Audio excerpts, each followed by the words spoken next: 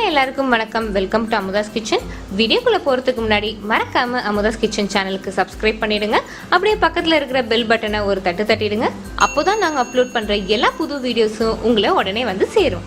இன்றைக்கி நம்ம கிச்சனில் ரொம்ப சிரமப்படாமல் சுலபமாகவும் அதே சமயம் ஹெல்த்தியாகவும் இருக்க ஒரு ஸ்வீட், அதாங்க பீட்ரூட் அல்வா. எப்படி செய்கிறதுன்னு பார்க்கலாம். இதுக்கு தேவையான பொருட்கள் இங்கே லிஸ்ட் பண்ணியிருக்கேன். வாங்க இதை செய்ய ஆரம்பிக்கலாம்.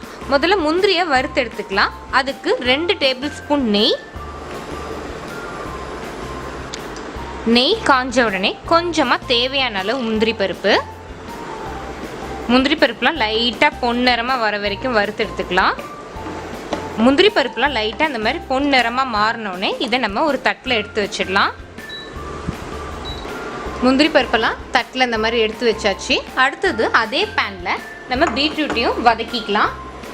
2 கப் துருவின பீட்ரூட்,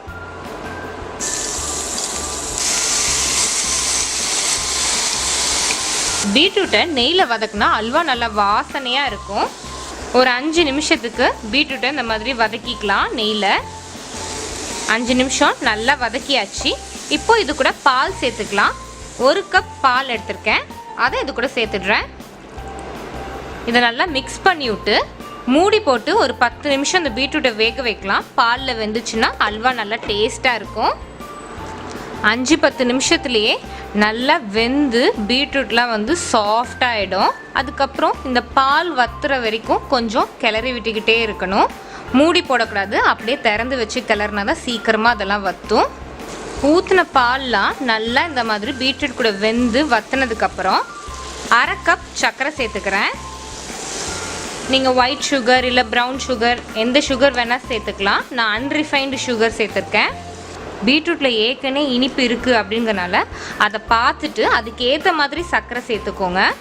ரொம்ப சர்க்கரை சேர்த்துட்டிங்கன்னா அப்புறம் ரொம்ப திகட்டும். சர்க்கரை சேர்த்துட்டு கொஞ்சம் கிளறி விட்டுக்கிட்டே இருங்க, அப்போ தான் அடி பிடிக்காமல் இருக்கும். சர்க்கரையெல்லாம் பீட்ரூட் கூட நல்லா மிக்ஸ் ஆகி ஓரளவுக்கு இந்த மாதிரி வற்றினதுக்கப்புறமா 1/4 டீஸ்பூன் ஏலக்காய் பவுடர், 1 டேபிள் ஸ்பூன் நெய், அப்புறம் வறுத்து வச்ச முந்திரி, இது எல்லாத்தையும் சேர்த்து நல்லா மிக்ஸ் பண்ணி விட்டுறலாம். ஏலக்காய் பவுடர் சேர்த்துட்டு ஒரு 2 நிமிஷம் இதை கிளறி விட்டால் போதும். நல்லா நெய்யெல்லாம் பிரிஞ்சு ஓரத்தில் வந்துடுச்சு. அவ்வளோதான், இப்போ அடுப்பு ஆஃப் பண்ணிடலாம். சூப்பராக நம்மளோட பீட்ரூட் அல்வா தயாராகிடுச்சு.